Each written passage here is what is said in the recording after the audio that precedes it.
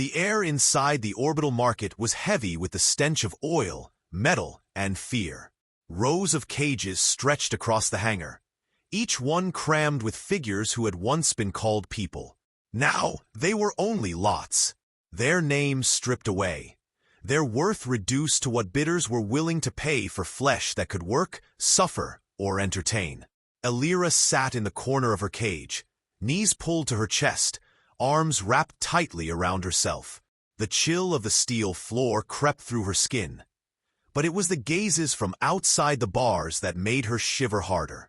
Buyers, humans and non-humans alike, moved past in clusters, their voices low, their eyes sharp with hunger.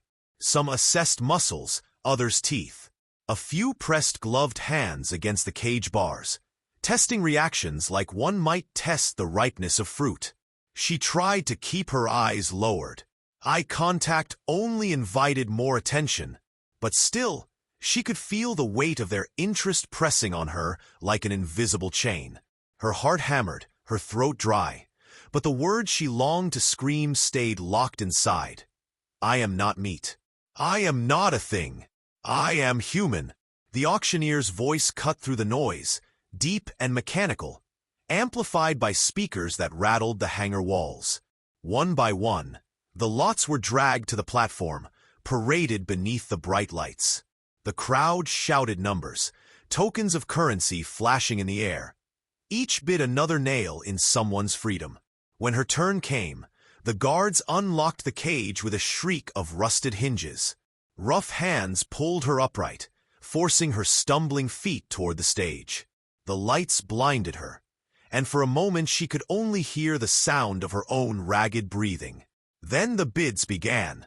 200 units, 350, 500. The numbers rose, voices overlapping, a storm of greed. Elira clenched her fists, her nails cutting half-moons into her palms. She wanted to run, to vanish, but the guards' grips were iron. Her tears blurred the crowd into a faceless sea. Every number was another layer of humiliation, proof that her worth was being measured in cold, cruel mathematics. At last, the auctioneer's hammer fell. A final bid rang out, higher than all the rest, and the crowd's murmurs subsided into silence. She had been sold, not as a worker, not as a partner, not even as a prisoner with dignity, but as a commodity stripped of everything except the body she inhabited. The buyer stepped forward. His face was hidden behind a dark mask, smooth and featureless except for the faint glow of eyes behind the visor. His clothes bore no insignia, no colors, only the sleek lines of someone accustomed to anonymity. He did not speak.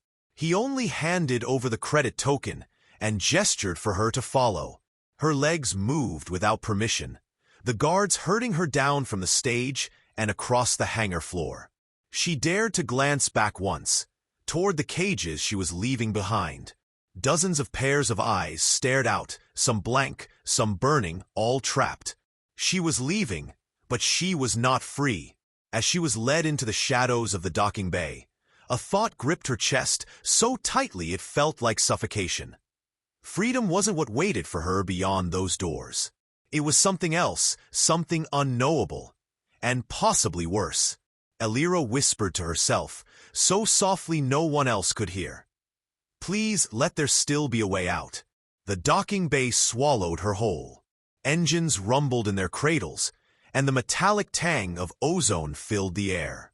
The masked buyer guided Elira toward a sleek vessel, its hull dark as spilled ink, its lights flickering like the eyes of a predator in the void.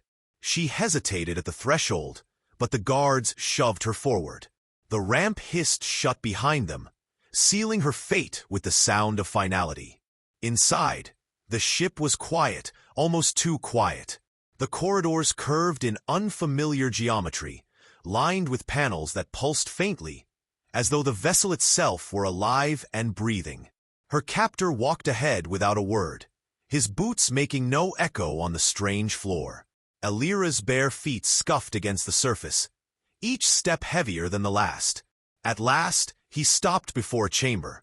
The door slid open, revealing a room that was neither prison nor home. A single chair stood in the center, surrounded by screens flickering with alien script. Strange devices hung from the ceiling, their purposes unreadable. "Sit," the masked figure commanded. His voice was modulated, distorted, as if it came from somewhere beyond his body. Her knees trembled, but she obeyed. The chair was cold, unwelcoming, and seemed to mold around her form as though it knew her too well. "What do you want from me?" she whispered, finally finding her voice. "You paid for me, but why? What am I to you?" The figure circled her slowly, like a predator studying its prey. "Not meat," he said at last. "Not worker. Not slave." He leaned closer, visor reflecting her frightened face back at her. "You are a key." The word struck her like a blow.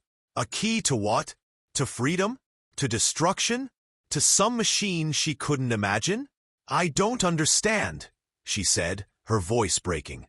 Tears slipped down her cheeks, hot against the chill air.